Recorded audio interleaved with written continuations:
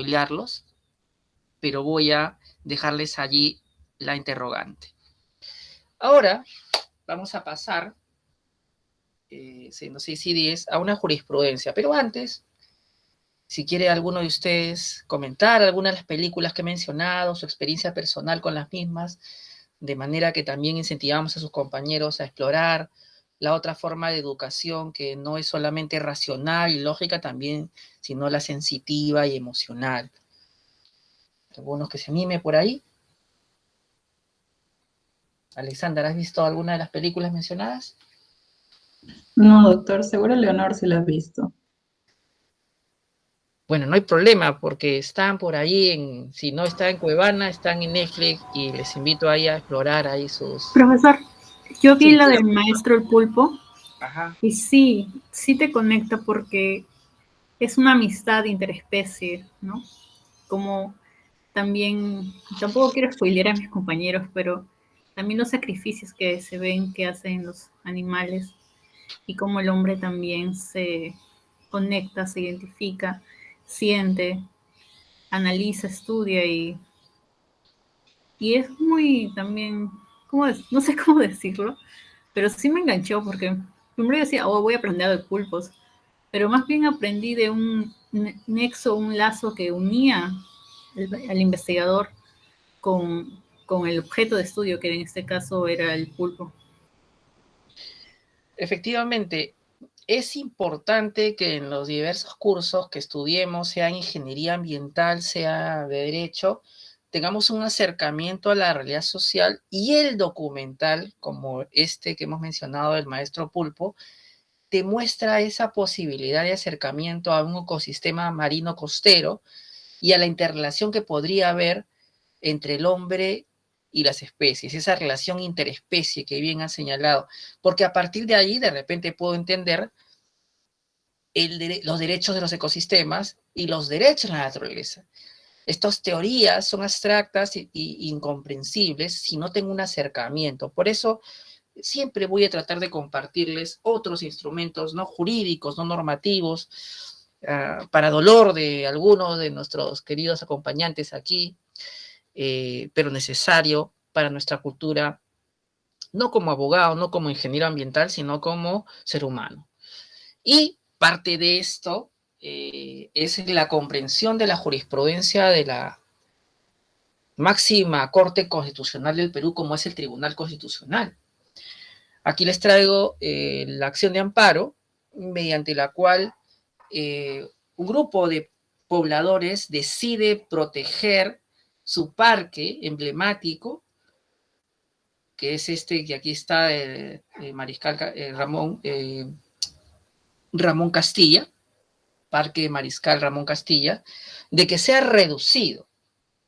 Los argumentos de los pobladores eran que su distrito tenía un déficit de áreas verdes y no era posible que el alcalde vaya a poner infraestructura de cemento retirando árboles, retirando eh, pasto, cuando este era uno de esos escasos lugares donde existía este recurso forestal. Así, vamos a leer un poquito para entender el caso. Con fecha 22 de septiembre del 2004, el Comité de Defensa Ecológica del Parque Ramón Castilla, representado por Pedro Maque Pirrale, interpone demanda de amparo contra la Municipalidad Distrital de Lince en resguardo de la preservación de la integridad del Parque Mariscal Ramón Castilla o Bosque del Lince, y con ello la tutela del medio ambiente y de un ecosistema singular, reponiendo las cosas al estado anterior a la violación de los derechos constitucionales. O sea, si ha reducido el parque porque has puesto cemento, ellos dicen retira eso y pon nuevamente pasto. ¿Quién no ha ido a este parque de la manito con la novia, el novio, quien usted guste, los amigos, la familia? De repente no han ido. Bueno, sería bueno que visiten este lugar porque es uno de los parques más grandes de Lima, ¿no? No solo existe el Olivar, que también es muy visitado, sino este otro, que es muy, muy bonito. Y que este Comité de Defensa Ecológica lo protege, ¿no? Aquí la pregunta sería, ¿tenemos un Comité de Defensa Ecológica o quien haga sus veces para defender cada parque de nuestra ciudad? Y la probable respuesta es que no. Pocos se organizan para defender sus áreas verdes. La mayoría quiere más estacionamientos o más edificios. Sin embargo, ya vamos a ver que hay una importancia para efectos de tener un ambiente más sano y equilibrado, el contar con estas áreas verdes, ¿no? Solicitan a la municipalidad que se abstenga y proceda al cese de todos los actos tendientes a la ejecución de obras civiles del denominado proyecto de remodelación del Parque Mariscal Castilla o Bosque del Lince, y de los actos violatorios de derechos constitucionales como son el derecho a un ambiente adecuado y otros difusos que gozan de reconocimiento. La primera violación que uno puede ver cuando haces una modificación a un parque y no consideras el déficit de áreas verdes en tu distrito es el de participación ciudadana.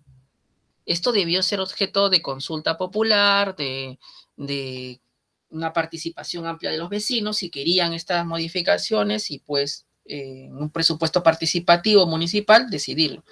Pero de buenas a primeras el municipio decide hacerlo, digamos, en gabinete, sin ninguna opinión de los vecinos, y estos se molestan y eventualmente ponen esta acción, ¿no?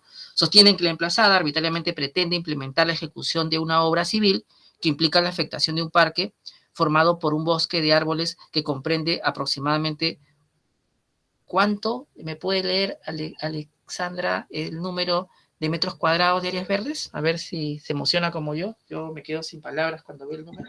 Aproximadamente 80.000 metros cuadrados de áreas verdes. Ese número increíble de áreas verdes, ¿en qué otro lugar de Lima lo tienes? Yo me estimo que acá no hay. no hay.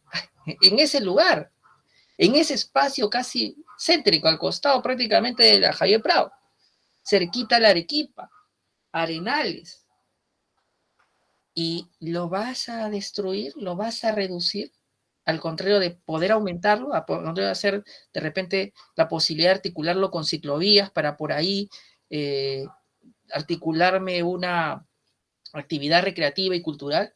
Eso es lo que plantea este municipio, ¿no? Profesor, ¿Qué opinan ustedes? Adelante. lo que quería opinar es que yo creo que el problema se basa en que nosotros como sociedad tenemos una visión expansionista.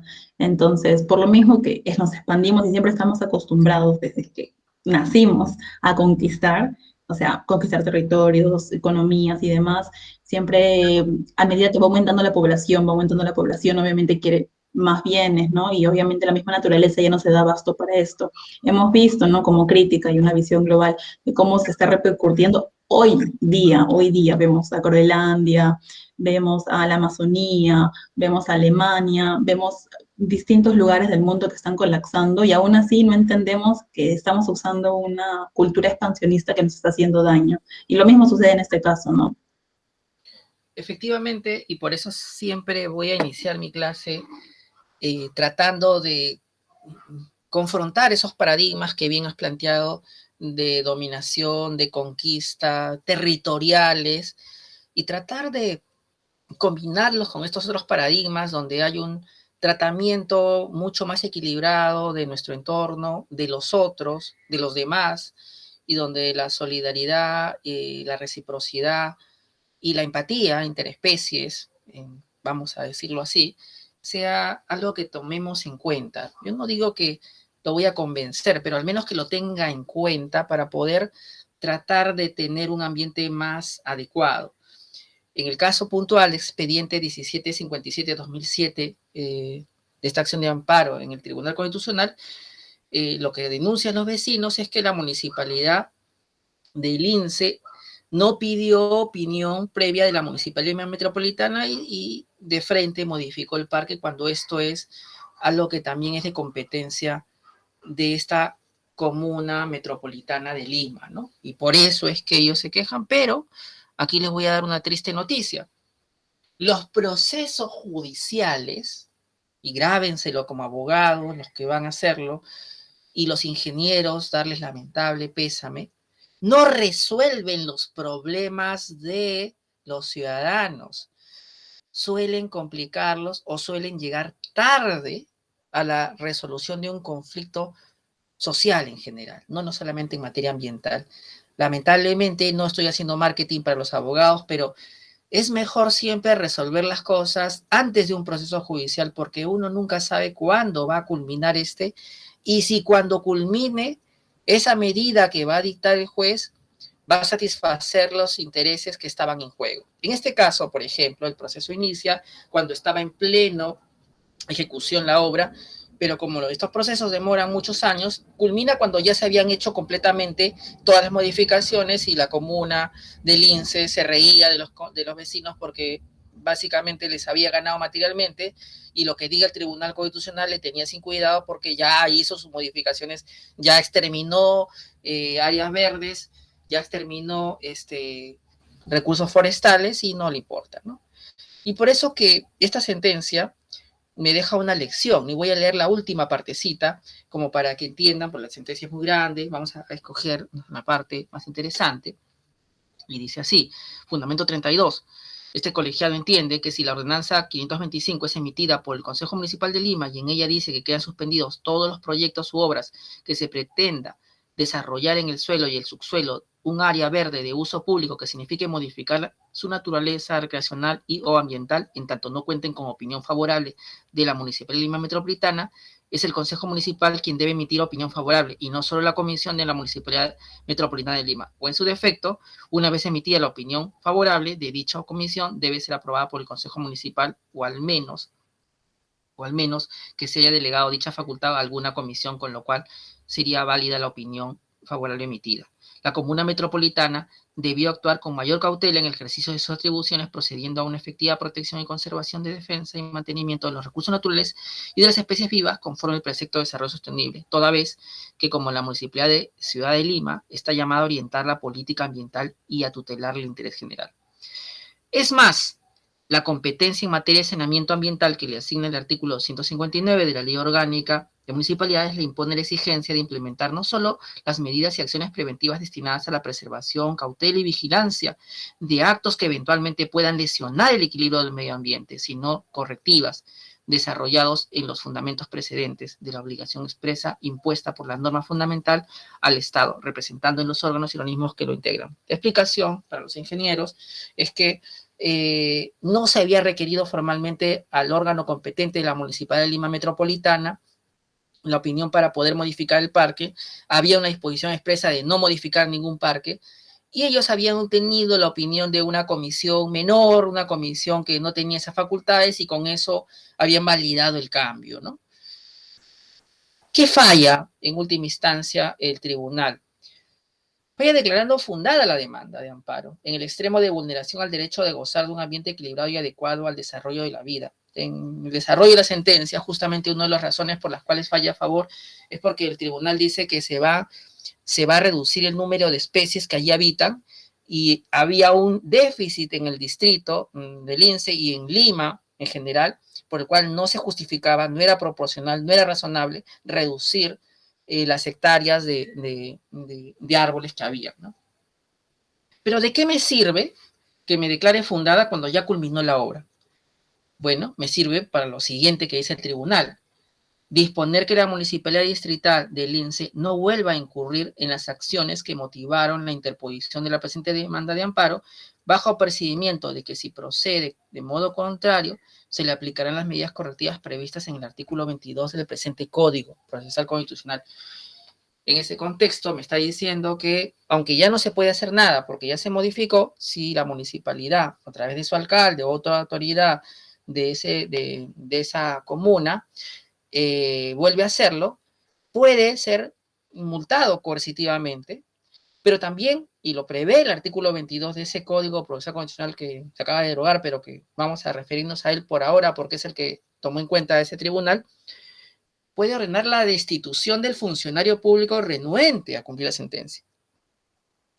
Uno pensaría que con esta sentencia se acabaron los problemas para este parque, y la verdad es que hace no mucho ha vuelto a ser objeto de vulneración y ha vuelto a ser objeto de modificación.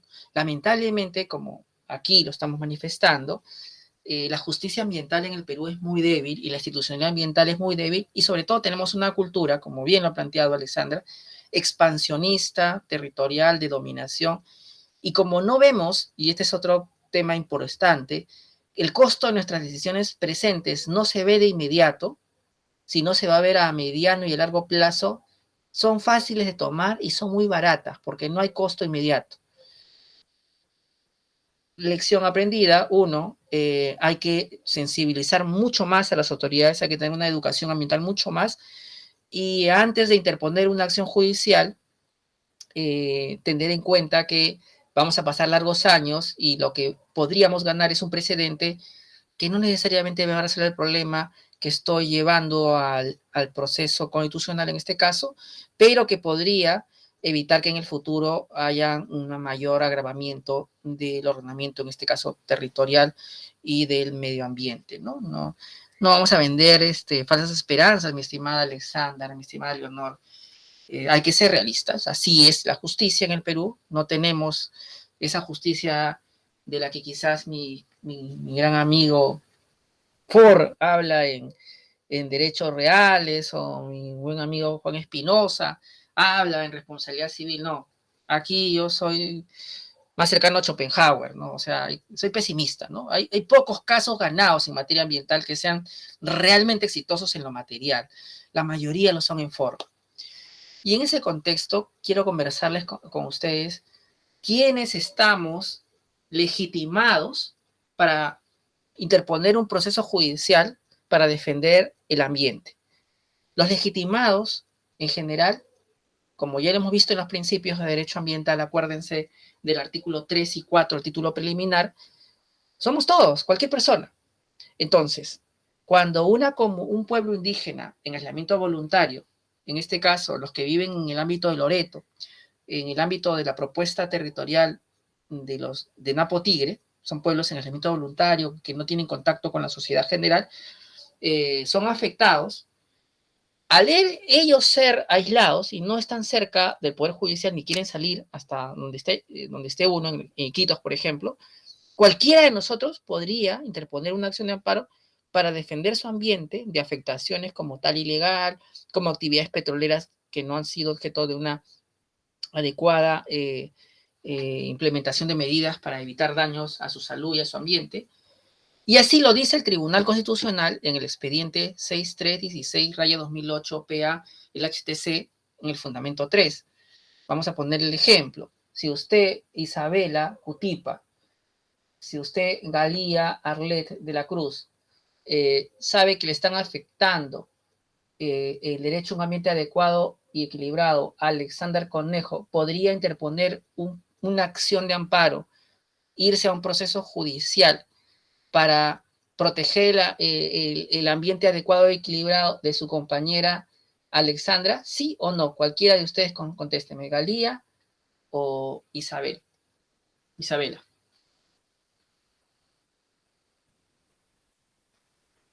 Profesor, buenas noches. Soy Isabela.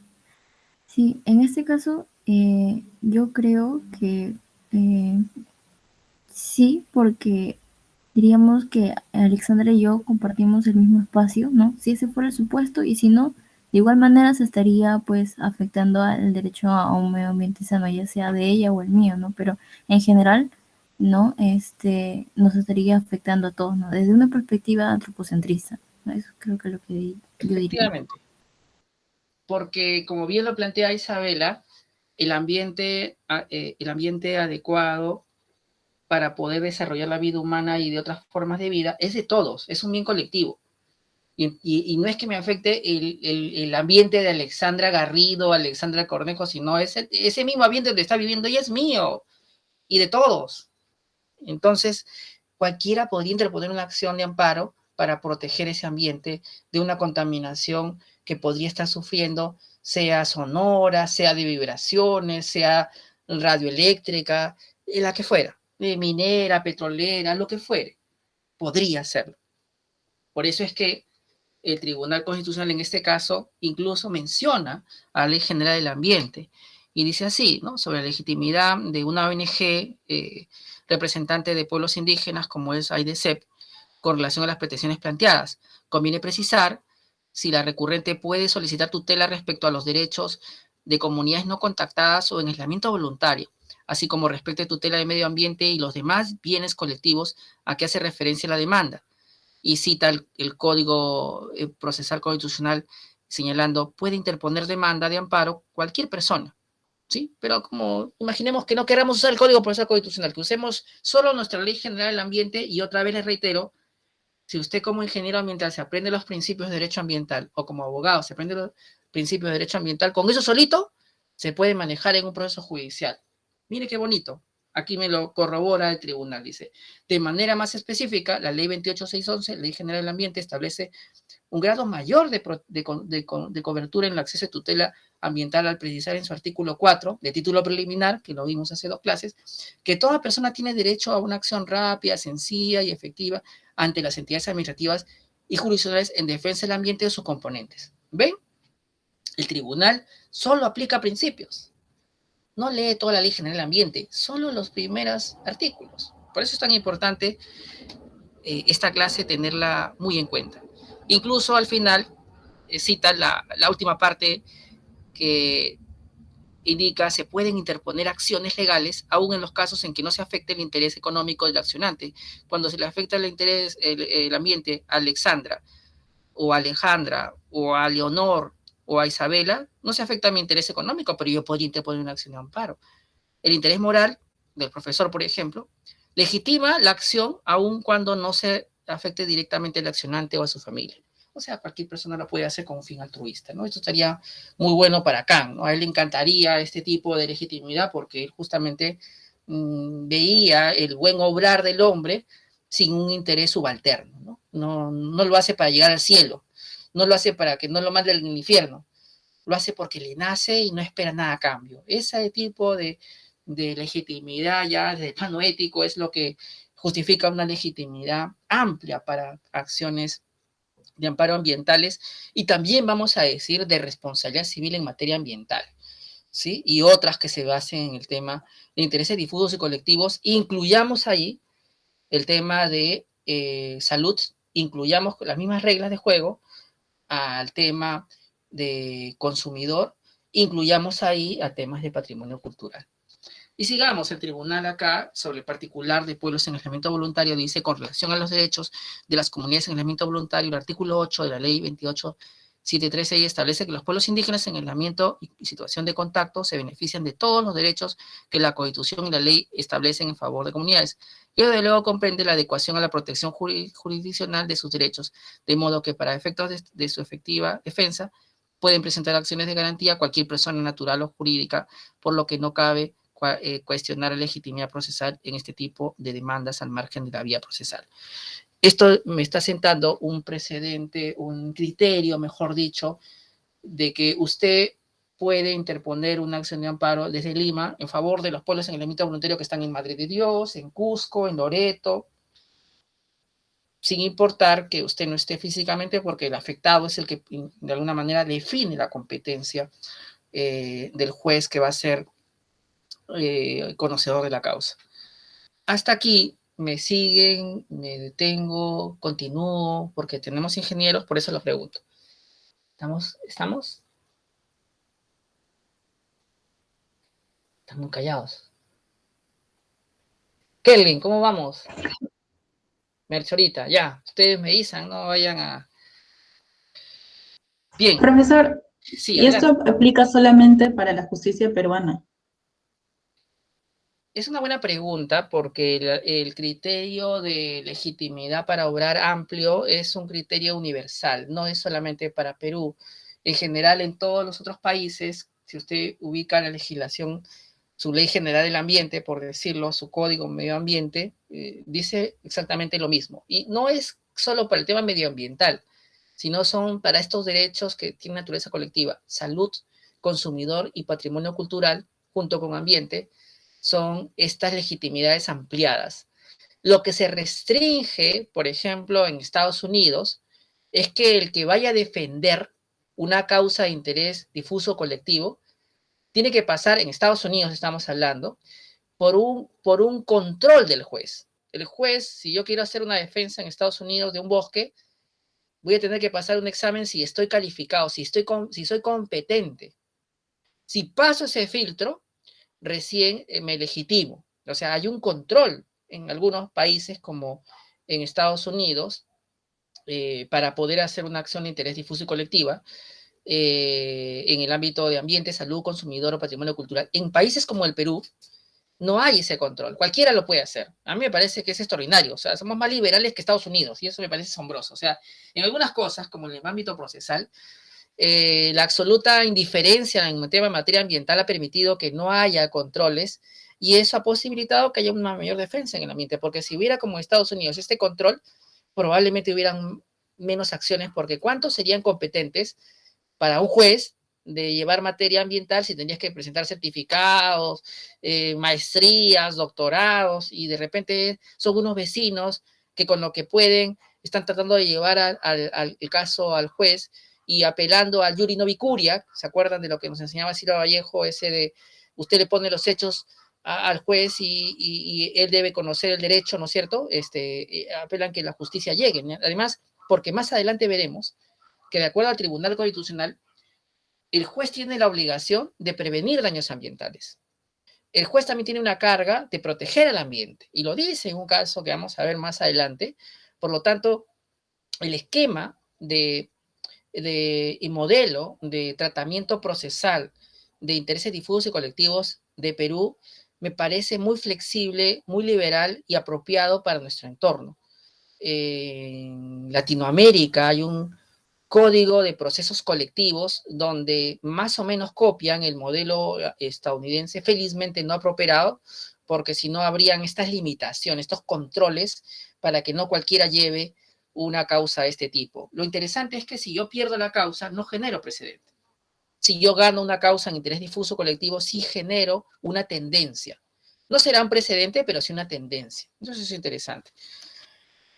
Bien, si bien la pretensión que aparece, dice aquí, una vez más referida a pueblos indígenas y aislamiento voluntario, este tribunal considera que al tratarse de un bien de interés general o difuso, esto es, concierne a todos y su violación no está sujeta a la existencia o no de dichas comunidades. Para decirlo de manera más directa, si los trabajos de exploración y explotación ponen en riesgo el medio ambiente, la afectación que se produce o incluso la simple amenaza puede y debe ser controlada en vía de un proceso de amparo. ¿Qué estamos hablando, ingenieros ambientales y mis estimados abogados? Que puede ser que esté haciendo un proyecto y de pronto haya datos de que haya un pueblo en aislamiento voluntario en mi zona que no ha sido detectado por el Ministerio de Cultura y que hay indicios que hay. ¿Qué hago? Cuando estamos ante un patrimonio cultural como Machu Picchu, detengo las obras. Pero cuando estamos en un pueblo en aislamiento voluntario que no ha sido reconocido, que no ha sido declarado, tengo mis dudas. Y aquí lo que te dice el tribunal es que tenemos que evaluar y tenemos que acreditar que no vamos a afectar a este pueblo y tenemos que tomar las máximas precauciones para que no los dañemos. Esto es algo nuevo. En realidad las normas de ingeniería ambiental poco o nada prevén de pueblos en aislamiento voluntario y todo me parece que está enfocado al patrimonio cultural como una huaca en San Marcos. Pero cuando hablamos de seres vivos que no se quieren contactar con nosotros, allí hay escasez. Creo que el humano, ahí sí, en correlación al patrimonio muerto, patrimonio cultural, tiene menos valor. Eso es algo irónico, pero es lo que nuestra normatividad nos arroja. En este caso, por ejemplo, es un caso bien interesante, porque no obstante que el tribunal dice, tienes una legitimidad amplia para demandar a favor del ambiente adecuado y equilibrado de pueblos que están en aislamiento voluntario. Tiene la obligación el Estado de verificar su existencia o no y de tomar las medidas adecuadas para protegerlos. Finalmente el tribunal falla en su contra, falla dejándolas a su suerte a los pueblos en aislamiento voluntario. Y los fundamentos son varios, pero yo he sacado el más escandalosamente incongruente, el fundamento 30 del expediente 6316-2008 PA, el HTC fundamento 30. Es por ello que este colegiado, y ahí sí invitaría que nos acompañe para no... Erika, ¿puedes leernos si tienes buen audio el fundamento 30 y yo lo explico después de tu lectura? El 30, ¿no, profesor? Sí.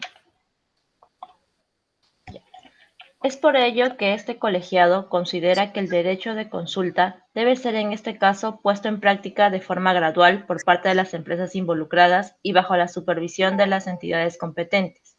Con esto, el tribunal ha de disponer que se ponga en marcha un plan de compromisos compartidos entre las empresas privadas involucradas que no verán paralizadas sus acciones, y las propias comunidades y sus dirigentes, que tampoco pueden renunciar a sus derechos y que deben ser restablecidos en el más corto plazo posible, abriendo el diálogo a efectos de construir un espacio de armonía y confianza mutua. Hasta ahí nomás. Miren lo que está diciendo el Tribunal Constitucional en una sola frase. Por favor, llévenlo a su profesora de pueblos indígenas, de Derecho Internacional Público, de Sistema Interamericano, a sus talleres. Esto es algo monstruoso. Me está diciendo primero que la obligación de consulta previa le corresponde a la empresa. Y eso es incorrecto porque la consulta previa, de acuerdo al convenio 169 de la OIT, es una obligación del Estado, no de la empresa. Lo leemos de nuevo. Es por ello que este colegiado considera que el derecho de consulta previa debe ser en este caso puesto en práctica de forma gradual por parte de las empresas involucradas. O sea, ¿puedo yo como Estado, una obligación estatal, internacional, transferirla, tercerizarla a la empresa y supervisar nomás que hagan esto por mí? Porque dice, y bajo la supervisión de entidades competentes. O sea, el tribunal en este caso, ante un caso donde eran pueblos altamente vulnerables biológica y culturalmente, que están aislados, que si yo me acerco y le contagio una gripe se puede morir o poner muy grave, en este caso me está diciendo que si hay que hacer una consulta previa, las empresas lo hagan y que yo superviso. Y luego me dice que este tribunal ha dispuesto que se ponga en marcha un plan de compromisos compartidos entre empresas privadas involucradas y que no detengan sus actividades. O sea, oye, tengo pueblos en aislamiento voluntario y ni siquiera me vas a decir que pare todo y suspenda hasta ver cuántos son, cómo los puedo afectar en su salud, en su ambiente. No, tú continúa nomás. Tú sigue de largo y la consulta previa se va haciendo progresivamente porque hay que ser proporcional, que hay que ser ponderado, hay que ser razonable. Esta sentencia, mis estimados samarquinos, es uno de los peores escándalos de la jurisprudencia del Tribunal Constitucional. Porque en cualquier parte del mundo expones esto y te dicen esto no es posible. Esto contraviene una obligación internacional de consulta previa del Estado peruano. Esto contraviene los principios de protección a los pueblos en aislamiento voluntario, que es cuando encuentres un pueblo en aislamiento voluntario, detén, suspende las obras y aléjate lo más posible. Principio de no contacto, principio de alta vulnerabilidad. O sea, si yo encuentro la huaca de San Marcos, me detengo y no hago ninguna obra. De hecho, ha pasado en una huaquita que estaba cerca del comedor, que ustedes recordarán. ¿Sí? Pero cuando encuentro los pueblos en aislamiento voluntario, le meto el tractor, le meto la carretera. O sea, esto es seriamente una argumentación, como bien lo planteaba Alexandra, de territorial, de imponer, de no dar marcha atrás a un proyecto de inversión sin considerar los derechos humanos de las personas. No solamente el ambiente, sino los derechos humanos de personas que no tienen DNI, que no tienen nombre, que viven alejados de nosotros. Los más fuertes, en este caso, imponemos nuestra voluntad a aquellos que no pueden dar su opinión, porque ni siquiera hablan nuestro idioma, ¿no? Resulta entonces, dice acá el Tribunal Constitucional, impostergable que el Ministerio de Energía y Minas convoque a las empresas involucradas a efectos de implementar el marco de la legislación vigente, mecanismos adecuados y eficaces de consulta. Continúa diciendo que la consulta previa la van a hacer las empresas, que permitan a las comunidades expresen sus preocupaciones y sean debidamente informadas sobre los avances de los procesos de explotación de recursos, así como sobre el impacto que estos procesos generen en su vida. Un principio fundamental de la consulta previa es el siguiente, y mis queridos ingenieros ambientales, tomen nota, mis estimados abogados, se llama previa, o sea, tiene que ser anterior a la actividad extractiva o de infraestructura o de inversión. Por eso es consulta previa. No se llama consulta continua durante el momento que ejecuto la actividad, porque si ya estoy ejecutando la actividad, ya tomé la decisión. Ya no te estoy consultando nada, estoy haciendo. Ya vamos a ponerlo en términos que tanto le gustan a mis colegas feministas, ¿no? O sea, es como para, sin tu consentimiento, te hayan abrazado, hombre o mujer, te hayan dado un beso y luego te digan permiso. O sea, disculpe, pero ya usted ha tocado una parte de mi cuerpo que no debía o me ha lanzado un piropo que no debía y pide permiso después de hacerme pasar un mal rato. O sea, eso es, no es que así es, ¿no? No, y usted se molestaría, se incomodaría, algunos se enojarían demasiado. Bueno, ahora pongámoslos en términos de derechos sociales. Decir que la consulta previa se hace cuando la decisión ya está tomada es vaciar de contenido la consulta previa. Como decir que el consentimiento de un hombre o una mujer para que lo toquen o no, cuando ya lo tocaron y cuando ya vulneraron su espacio personal, es absolutamente absurdo. ¿Qué consentimiento va a haber si ya tú tomaste la decisión? Entonces, me parece esta sentencia escandalosamente injusta para un pueblo que era altamente vulnerable. Bueno, su profesor llevó la causa en primera instancia, elaboró la demanda y de verdad me acongojó mucho perder el caso, ya no yo, sino mi colega que continuó la segunda instancia, pero no fue su culpa. Evidentemente, esto fue una responsabilidad del Tribunal Constitucional fundamentar esta sentencia con esta calidad. De hecho, nunca más el Tribunal Constitucional diría que la consulta previa la puede hacer las empresas y que puede ser supervisada por el Estado. Nunca más diría que puede haber consulta previa cuando ya la actividad se está ejecutando. Sería el único caso. Se equivocó en un caso donde no te podías equivocar. En un caso donde tenías que ser más protector, porque eran pueblos en aislamiento voluntario. En una propuesta de reserva donde ni siquiera tenías una protección real. Se resuelve así, declarar improcedente para los amigos ingenieros ambientales. Improcedente quiere decir que ni siquiera es materia de que vayamos al fondo del tema, que ni siquiera meritaba abrir un proceso judicial, que no era necesario. La demanda de amparo, porque no se ha acreditado la existencia de la comunidad en aislamiento voluntario o no contactada, sin perjuicio de reconocer el derecho inalienable de los pueblos indígenas y tribales a ser consultados conforme al convenio 69 de la OIT. ¿Qué me está diciendo? La organización no gubernamental, que era AIDESEP, que es quien interpone la demanda, acá está AIDESEP, que es una ONG que no tiene recursos, tiene que demostrar la existencia de seres humanos que están en territorio nacional. Y aquí yo les pregunto, ¿de quién es la obligación de salvaguardar mi vida, mi salud y mi identidad cultural? ¿De una ONG indígena? ¿De una comunidad indígena que trata de proteger a otra? ¿O del Estado peruano por las convenciones y tratados de derechos humanos que ha firmado? ¿Cómo puede ser posible que el Tribunal Constitucional le traslade la responsabilidad de verificar si existe o no a la ONG indígena? Bueno, eso es lo que hizo. Eso es lo que hizo. Y como no pudieron demostrar porque no tenían los helicópteros, los satelitales, todos los recursos para hacerlo, bueno, no se considera que existen. O sea, aquí esto es como el monstruo del lago Loch Ness. Nadie lo vio, es como una leyenda, o sea, prácticamente los trataron como mitología, ¿no? Y ahora hace poco, si ustedes ven en el Ministerio de Cultura, esta propuesta de Napo Tigre sigue en propuesta y ya el Ministerio de Cultura, al tenerlo listado, quiere decir que sí hay aislados, que sí habían, que no es que no existían. En este caso, entonces, se corroboraría que la obligación del Estado de velar por los derechos humanos de estas personas se vulneró. Y más todavía cuando de una manera, y aquí yo voy a ser criollo, un poquito cachosa, el tribunal te dice que sin perjuicio que se respete el derecho a la consulta previa de las comunidades otras que puedan estar por ahí.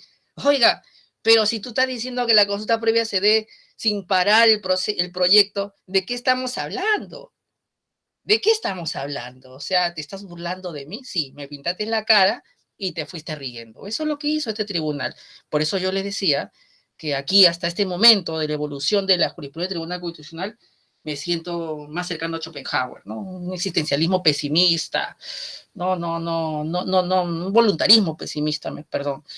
Bueno, continuemos, todavía 649, podemos recuperar la esperanza en otro caso más interesante. Hasta aquí se entendió el caso, pueden preguntar, pueden dar su opinión, estoy de acuerdo con el tribunal lo hizo muy bien. ¿Qué dicen ustedes? ¿Alguna opinión antes de entrar al tercer caso de la clase? Paolo Alvarado, adelante. ¿Qué tal? Buenas noches, profesor. Buenas noches. Sí, bueno, es bastante preocupante, ¿no? Que se haya, digamos, tomado esa decisión por parte del TC en ese caso. Y justamente respecto a estos temas ambientales, en esos años, 2007, 8, 9, ¿no? Hasta el 2010, sí, se tenía muchas dudas respecto a la consulta previa, ¿no? A pesar que ya se había suscrito el convenio de 169, ¿no? Donde se establece este derecho a los pueblos originarios, pero se veía mucho este tema de que a veces se les pateaba o se lo obviaba, ¿no? Y era bastante frecuente en esos tiempos. Y pues cabe recordar que también la ley de consulta previa recién se publica del 2011, 2010 o 2011 creo. Entonces, esas conductas eran bastante frecuentes, pero nunca me había enterado de que había sido tan, digamos, tan rochoso, ¿no? Tomar una decisión así, ¿no? Ello quería comentar, profesor. Gracias, Pablo. Valiosa tu opinión. Así me gusta que den su punto de vista, incluso discordante con el profesor. No se asuste que me apasione a veces porque yo también respeto mucho las opiniones de mis doctorandos, maestristas y también futuros abogados. El próximo caso es un caso donde el Tribunal Constitucional construye lo que el profesor denomina la teoría de los intereses difusos y colectivos. Y también construye un principio que va a marcar la pauta de qué pasa cuando yo como un accionante quiero desistir de interponer una acción a favor del ambiente. Podría desistir, mi estimado Paolo, porque alguien me dio un cariñito. Y entonces, ¿qué hago en esos casos? O podría desistir porque me da la gana. ¿Puedo hacerlo? ¿Puede haber esa posibilidad? ¿O esto es algo como un compromiso serio que no puedo dejar y debo mantener hasta el final? Veamos primero el caso. El expediente es el 5270-2005 PATC, cuyo demandante es la Asociación del Comité de Defensa del Medio Ambiente y la Salud del Distrito de Ventanilla. Y aquí yo les hago un interrogante. ¿Ya han ubicado a su Asociación de Defensa del Ambiente allí donde vive? Porque aquí vean que los distritos tienen sus asociaciones, ¿no? Sus comités de defensa. Veamos. El 13 de enero del 2004, la recurrente interpone una demanda de amparo contra la Municipalidad Provincial del Callao solicitando que se ordene el desmantelamiento del vertedero de residuos sólidos, ¿qué nombre, no? La Cucaracha, así como la infraestructura y equipos instalados, dado que su funcionamiento constituye una inminente violación al derecho constitucional de vivir en un ambiente equilibrado y adecuado para el desarrollo de la vida, debido a que limita la conservación de la flora y fauna, afectando a los vecinos del distrito de Ventanilla. Estos eran los argumentos del demandante, ¿no? Y continuaba, ¿no? Así que solicita a sí mismo que declare nulo el contrato de el procedimiento administrativo especial de subasta pública, que entrega en concesión la administración, operación, tratamiento y disposición final de los residuos sólidos contenidos en el vertedero denominado La Cucaracha de la empresa Petramás, por violación al debido proceso y en aplicación de disposiciones legales para el tratamiento de residuos sólidos, al no ser subastada, al no ser la subasta el mecanismo adecuado para otorgar la concesión de bienes municipales, debiendo haberse realizado a través de un concurso de proyectos integrales o de una licitación. En realidad, lo que normalmente está en controversia, en principio, es la participación ciudadana. Creo que el proceso de adjudicación de administración de este lugar, donde básicamente están tratando la basura, los residuos sólidos, no fue objeto de una consulta popular. Entonces hay una resistencia, además de que evidentemente puede generar un malestar sobre la vida y salud de las personas. ¿Qué es lo interesante del caso? ¿Qué es lo que llama la atención? ¿Por qué lo he puesto? Lo he puesto porque en algún punto del proceso, la Asociación Comité de Defensa del Medio Ambiente y la Salud del Distrito de Ventanilla se desiste. Dice Galia, dice Melchorita, dice Leonor, dice Marilé, dice Alexandra, dice Airín, ya no quiero continuar en el proceso. Presento mi escrito de desistimiento con mi firma legalizada por el especialista legal, el secretario, quien haga sus veces, ahí ya hago mi colita, pago mi tasa y ya no quiero saber nada. y ya estaba en el Tribunal Constitucional. La pregunta aquí es, ¿puedo abandonar un proceso en defensa del ambiente cuando ya lo inicié? ¿Es algo legítimo? ¿Qué piensa Octavio? ¿Qué piensa Octavio? ¿Puedo o no puedo? No me parece que sea legítimo, pero no estoy seguro si hay un impedimento legal.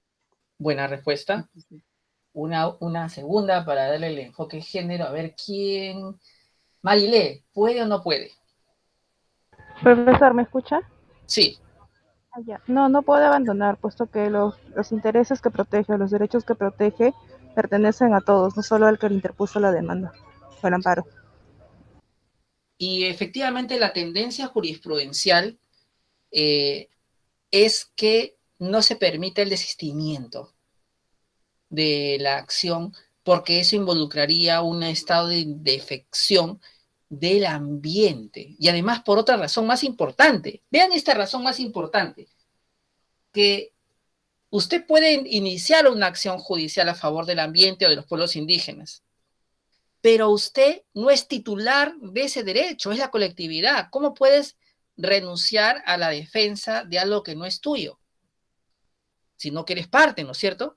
Entonces hay un tema de falta de titularidad. O sea, solo tienes legitimidad para interponer la acción, pero no es que tú seas dueño del derecho a un ambiente adecuado y equilibrado. Y esta es la lógica también que por ahí aplica el primer pleno casatorio civil, y ya veremos esa historia, pero más o menos allí en esa línea va, ¿no? No es de usted. Vamos a leer lo más bonito de esta sentencia, que aunque tiene varios años, 15 años, ya tiene su quino, como alguien que conozco en política, dice lo siguiente, ¿no? Derechos difusos y desistimiento del proceso. Anote este caso porque es uno de esos pocos casos donde el tribunal se pone a hacer un poquito de doctrina, ¿no? Que el caso de Autos, la demandante no alega la violación o amenaza de derechos propios, sino los de cierto grupo indeterminado de personas que presuntamente encuentran afectados por los desechos tóxicos vertidos en la zona. De hecho, la demandante invoca estar legitimada sobre la base de la defensa de intereses difusos y mencionan en su escrito de la demanda en el que el actuar de la municipalidad pone en grave riesgo la salud pública, la salud de los vecinos de los asentamientos humanos aledaños, con mayor incidencia en los menores de edad, agravándose la situación por cuanto son personas de escasos recursos económicos. Ahí está una de las razones, ¿no? Que sin embargo, con fecha 16 de marzo de 2006, la recurrente optó por desistirse del proceso, por lo que previamente este colegiado se pronunciará sobre la procedencia del desistimiento. Para ello, no deberá soslayarse que el derecho sobre el cual versa la presente causa es el de disfrutar de un ambiente equilibrado y adecuado, lo que constituye un derecho difuso. Es esto, a no dudarse, un derecho de naturaleza indivisible, puesto que la satisfacción del derecho de uno de los integrantes de la comunidad implica la satisfacción del resto de sujetos de la colectividad. ¿No?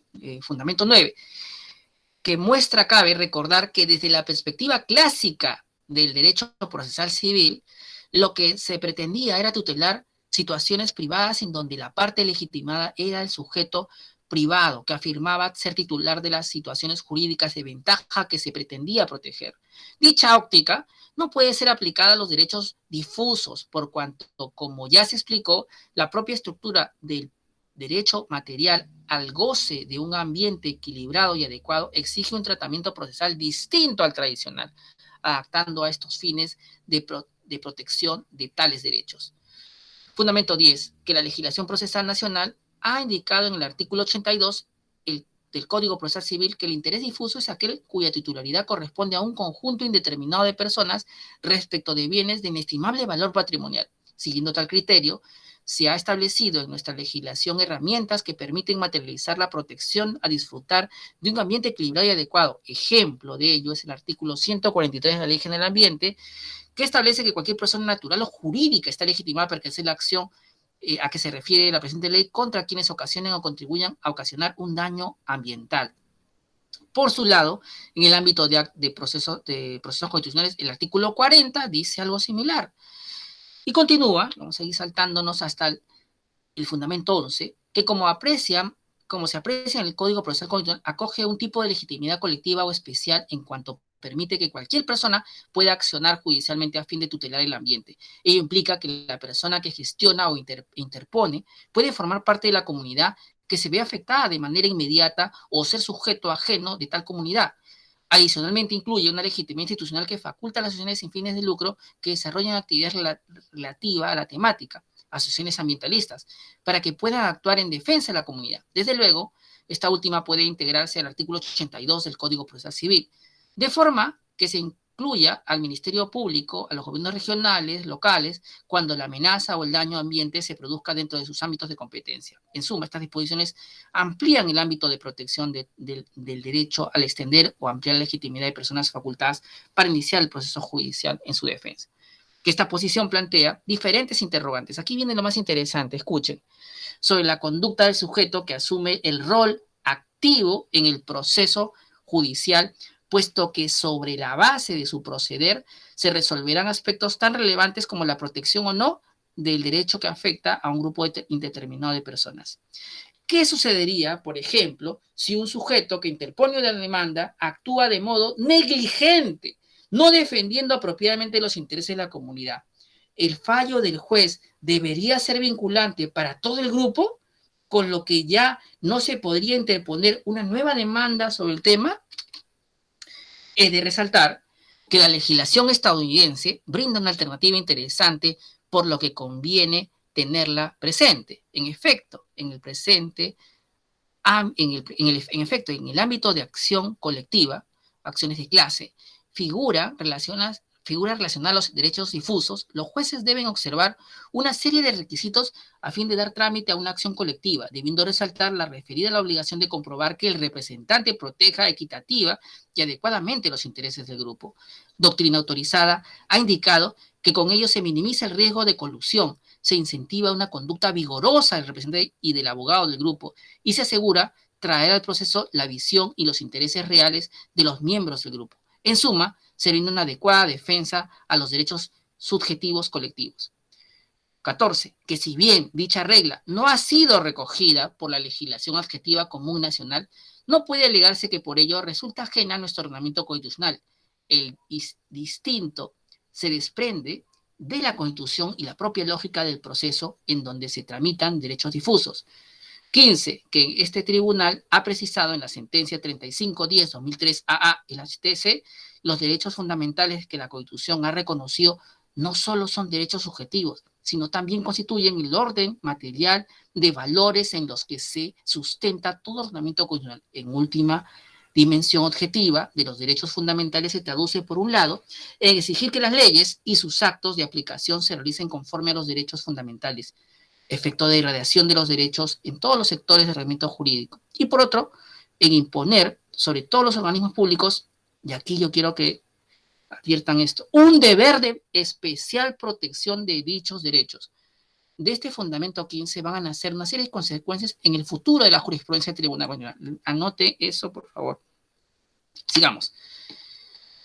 Es evidente, continúa, dicho deber se ve potenciado en los procesos constitucionales. En el artículo 2 del Código Procesal Constitucional se garantiza la efectiva vigencia de derechos fundamentales, por consiguiente el aceptar el desistimiento sin que el titular del derecho haya alcanzado la protección o se haya verificado si existe alguna amenaza o lesión, no se condice con la obligación que se le ha otorgado al juez constitucional.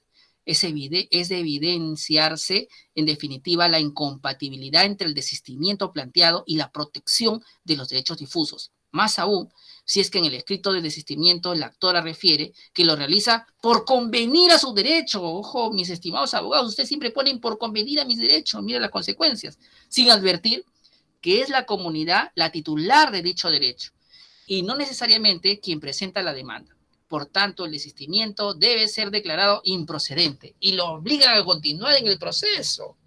Vean ustedes, de esta sentencia, que es del 2005, se desprende una consecuencia fundamental, que aquí se lee entre líneas, pero que más adelante en el caso Conga se va a ver mucho más claro, que el juez constitucional y cualquier juez de la República del Perú tiene la obligación de proteger el ambiente, de proteger intereses difusos y colectivos, y no solamente es una obligación del demandante. Por lo tanto, de aquí se desprende la obligación de los jueces de no solamente exigirle a la parte que está demandando que presente todos los medios probatorios, sino que él de oficio envíe comunicaciones a autoridades competentes para verificar si se está afectando o no el ambiente. Si tú le cargas a una pobre ONG que no gana mucho, que con la justa recibe una cuenta de cooperación, toda la responsabilidad de proteger el ambiente, pues sería absolutamente absurdo después reclamarle por qué no ganó el caso. Es una obligación del Estado peruano y a través de sus jueces de proteger el derecho a un ambiente adecuado, por lo tanto, él tiene que pedir las pruebas a quienes la tienen. ¿Quiénes la tienen? OEFA, Ministerio del Ambiente, Ministerio Público, la Autoridad Nacional del Agua, quien corresponda. Ya el juez verá, en este caso, si hablamos de residuos sólidos, llamen al Ministerio de Salud, que él es competente en este tema, a ver qué piensa, ¿es verdad o no es verdad que se afecta? Fiscalía de Prevención del Delito, quiero tu informe, a ver, OEFA, si por ahí sabes algo, supervisión. O sea, yo como juez me tengo que poner las pilas y la acción del consumidor no solo tiene la responsabilidad de probar cuando se trata de interés difuso colectivo de todos los involucrados. Incluso el demandante tiene, aquel que se le emplaza, tiene la obligación de mostrar información ambiental que revele el estado actual de las cosas. ¿Qué piensan de este caso tan interesante? Esto es lo interesante. Ya el resto del caso es ya, digamos, trámite, ¿no? Lo más importante para mí es el desistimiento, pero vamos a decirles cómo acabó, ¿no? Finalmente se declara improcedente el desistimiento presentado, declara nulas la resolución de primera instancia que la había declarado improcedente, y la apelada, la de segunda también, nulo todo lo actuado desde la foja de la 24, y que se repongan las cosas al Estado de la admisión de la demanda y que se emplace a la empresa Petromás. Es irónico cómo alguien que no quería el proceso en el ámbito del tribunal termine siendo obligado a continuar el proceso y que haya ganado. O sea, es la primera vez que yo veo que alguien se desiste y que gana el caso. ¿Por qué pasa eso, estimado colega, futuro colega profesor? Pasa porque el Tribunal Constitucional, aquí se puso el pantalón o la falda, lo que usted quiera, y tomó la decisión de que este caso, por contener un tema medioambiental, necesitaba pronunciamiento de fondo y el juez necesitaba tomar conocimiento de qué estaba ocurriendo y en función de eso resolver. Por eso es que en este caso nosotros encontramos la génesis de lo que más adelante llamaremos la aplicación del principio de prevención en el ámbito de jueces y en el ámbito de funcionarios públicos. ¿Qué les parece, siendo 7 y 7, este caso? ¿Qué les parece esta jurisprudencia del Tribunal Constitucional? ¿Están de acuerdo? ¿No? ¿Cómo lo ve usted, Isaac?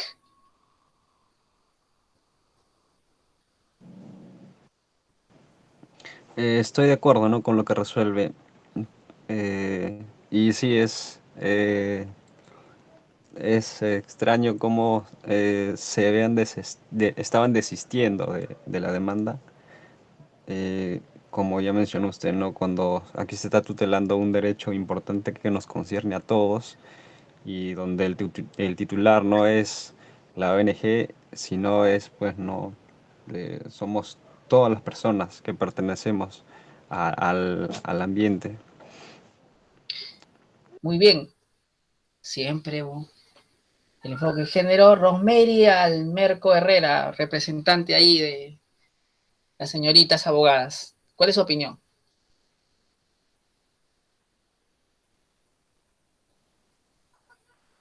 Estamos cayendo 1-0 aquí en las chicas, ¿ah? Está sacando su banderita blanca. A ver, ¿quién le da la posta? Melchorita, a ver, no es tu especialidad, pero a ver su opinión, a ver, una opinión de alguien que no es jurídica. Ya. Bueno, también se me hace raro y más bien, o sea, está bien que haya sucedido así porque es como debería ser. Tiene las leyes y los fundamentos y sobre todo la lógica, ¿no? De la protección del medio ambiente sano. Me parece un caso de éxito, pero por lo mismo me surge la pregunta, ¿qué fue lo que determinó que pues finalmente aquí pues se siguiera toda la legislación y se aplicaron todos los principios y finalmente se llegará como que a sacar que el fallo es positivo. Disculpen, tengo problemas con mi hermanita, pero bueno, esa es mi pregunta. No te preocupes, los niños son encantadores, mi estimada Melchorita, así que está muy bien.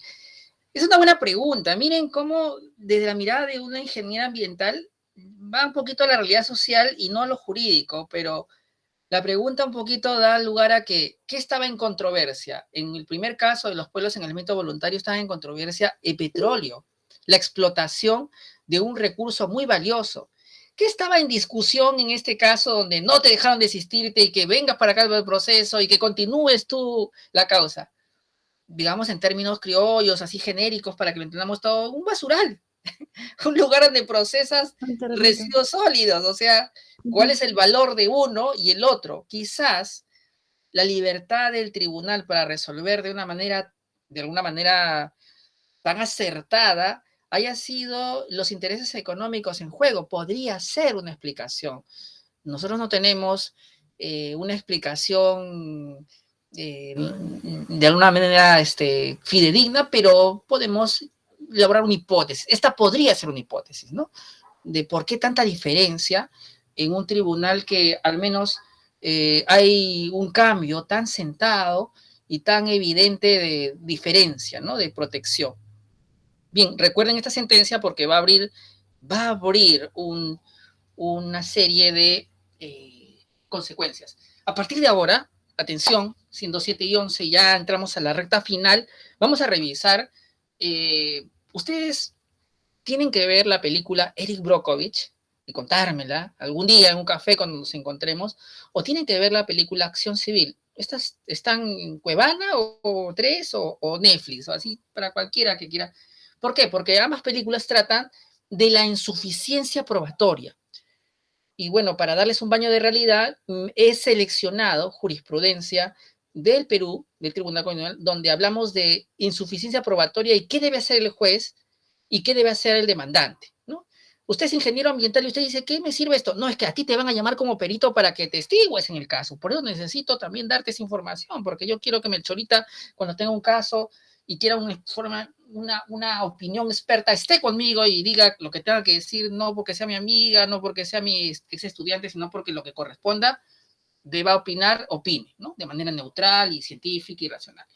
Bueno, el primer caso donde el tribunal se refiere al tema probatorio y un tema medioambiental es el expediente 3510-2003 AA, el HTC, donde se debatía si una empresa que se llama Praxair, que está entre Venezuela y Avenida Foce, cerca a San Marcos, venía aparentemente contaminando de un humo blanco las organizaciones cercanas y estas alegaban que se les generaba una serie de enfermedades respiratorias o alergias y atribuían esto a estos humos que se expedían en una época, recuerden, donde las exigencias medioambientales eran muy bajas y donde la exigencia de estudios de impacto ambientales eran bastante flexibles e incluso a veces inexistentes.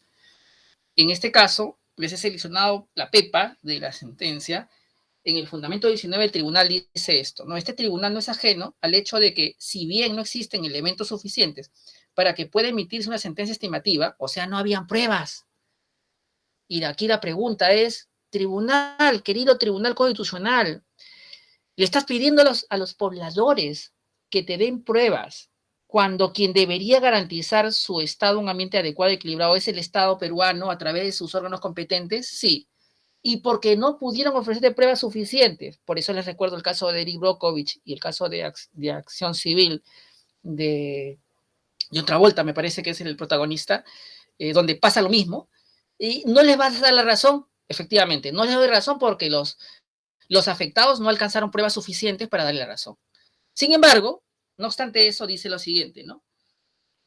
Dadas las actividades industriales del accionante y su ubicación colindante con el hospital naval, mira, el hospital naval estaba al costado y tú permitías que esa empresa funcione sin tener certeza si contamina o no, y la zona residencial de densidad media alta se hace imprescindible en atención de los principios de prevención y precaución.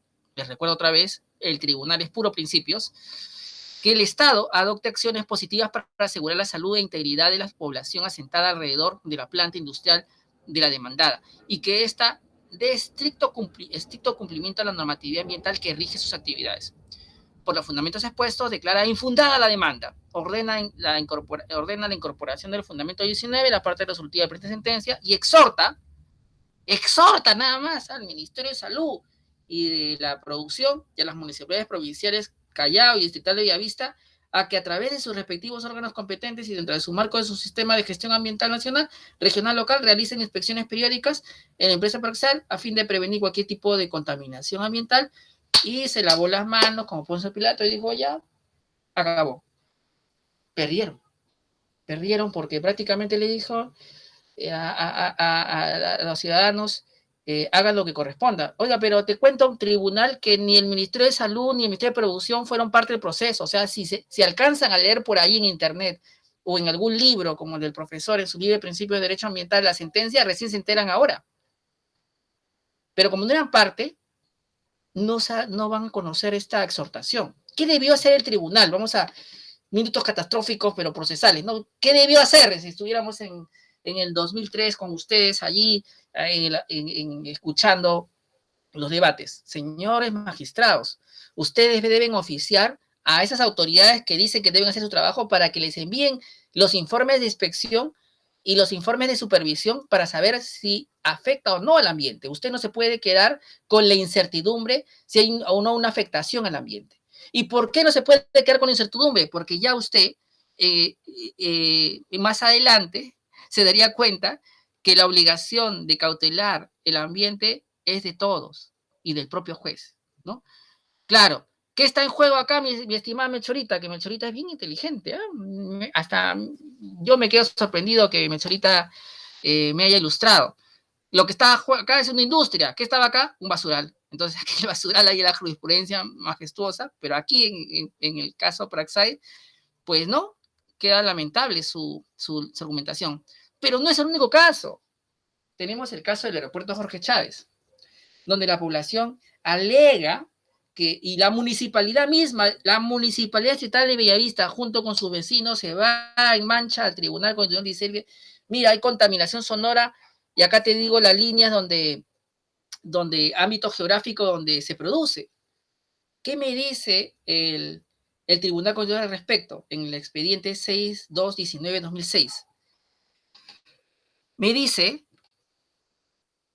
el hecho de que este colegiado se vea obligado a desestimar la presente demanda esencialmente por razones de insuficiencia probatoria aquí graficadas no significa que este pronunciamiento a favor o en contra de la legitimidad en torno a la pretensión de fondo, sino únicamente subraya la necesidad de que la demanda interpuesta en caso que resulte replanteada sea canalizada con mayores elementos de discernimiento y que lo que actualmente aparece en el expediente. Dios mío, ¿qué está pasando? O sea, le estás pidiendo a todos los vecinos y a la municipalidad que no es competente en un tema medioambiental, que te dé todas las pruebas sobre contaminación sonora y que te dé todas las pruebas sobre la afectación de la salud de los vecinos, cuando eso debería hacerse cargo el Ministerio de Salud, que vela por la salud de todos los peruanos, incluyendo los de Bellavista.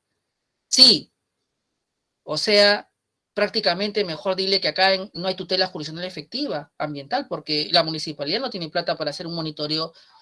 Me estás diciendo que la autoridad que le pidió el estudio de impacto ambiental se equivocó y no previó los impactos de contaminación sonora, y ella es la gran responsable, o sea, el Ministerio de Transporte y Comunicaciones, quien debió velar porque los impactos aeroportuarios fueran mitigados. ¿No le dices nada? Sí, no le digo nada. ¿Qué debió hacer? Aquí, por favor, tengan en cuenta esto. Este tribunal, como cualquier otro colegiado, como otro juez, debió decir, muy bien, Municipalidad de Bellavista y vecinos, ahora como es mi deber, como de todos los peruanos, velar por un ambiente adecuado, contribuir en la gestión ambiental adecuada, notifíquese a MTC, ven para acá, MTC, explícame qué está pasando acá. Ministro de Salud, ven para acá.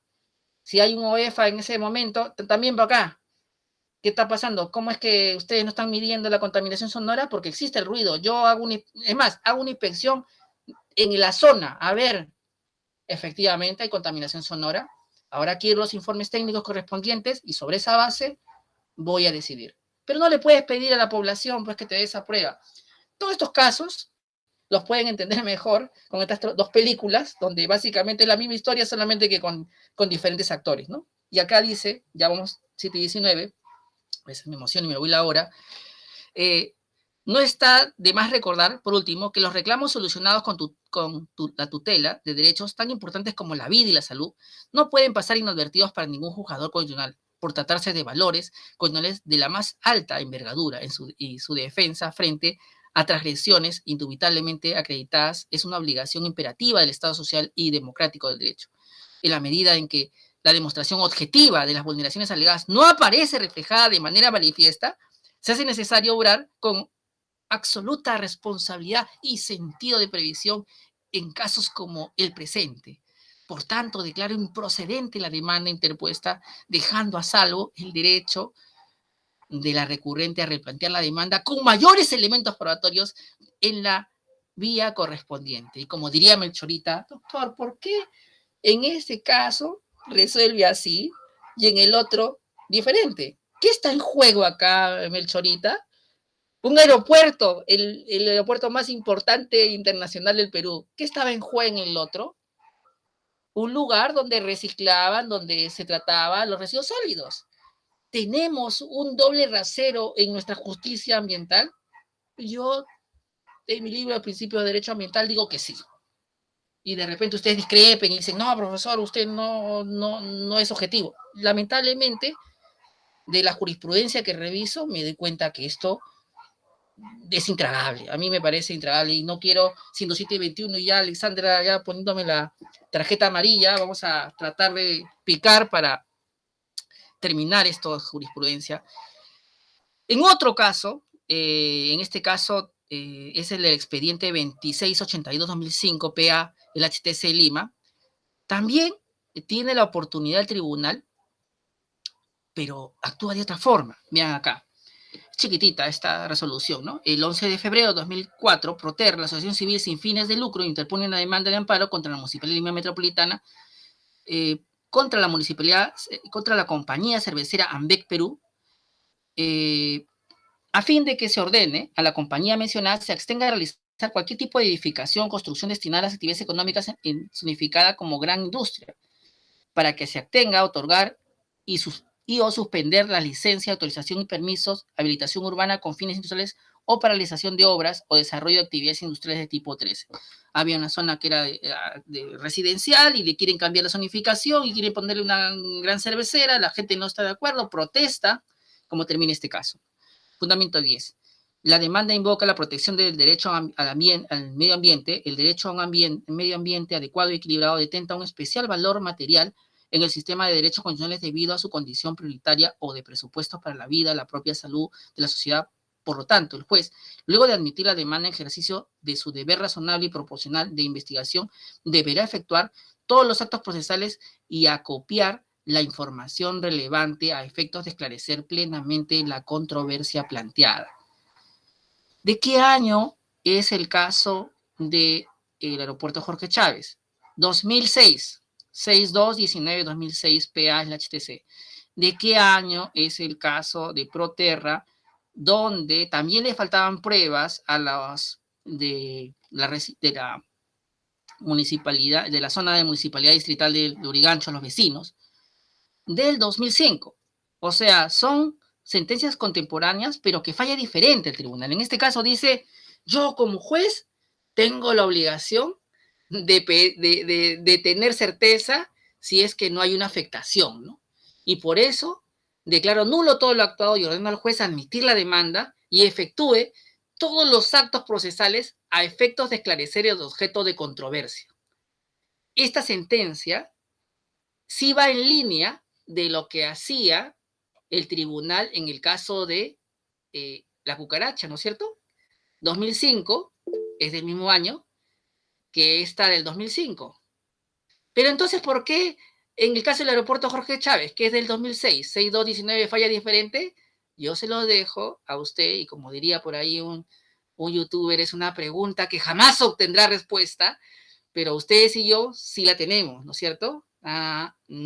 Hay poderes fácticos económicos que de alguna manera nos generan una cierta tendencia jurisprudencial. Y ya picando sobre el final y ya viendo a Alexandra que me mira que tiene clase y tiene que cenar y todo lo demás, vayamos por caso final de temas de medios probatorios, ¿no? Este es el caso del proyecto Conga y medios probatorios en amparos ambientales, que es como el momento cumbre, después de todo este de pelote, pues, que hay de todo el mundo, de alguna manera viendo la justicia ambiental de manera irregular, ¿no? O sea, algunos sí, algunos no. Llega Marianela Ledesma y Espinosa Saldaña y dicen, vamos a ordenar el campo, ¿no? Acá hay que poner orden, ¿no? Y lo que hacen literalmente en este caso es que empiezan a sentar una jurisprudencia en base al cual el juez tiene la obligación de pedir informes técnicos especializados, amicus curiae, informes orales o lo que correspondan para saber si afectan o no el ambiente. ¿Y en qué caso logran eso? En el caso de Conga. El caso de Conga no se sabía si había una afectación o no a recursos hídricos, al medio ambiente, y había un gran debate, ¿no? Y acá el tribunal, en este caso, básicamente plantea este principio, ¿no? Fundamento 10 de este auto, ni siquiera es una sentencia, es un auto, pero que marca tendencia, ¿no? Que en el presente caso se observa que las instancias inferiores no se han valido de, el fundamento 9 es el que deberíamos empezar.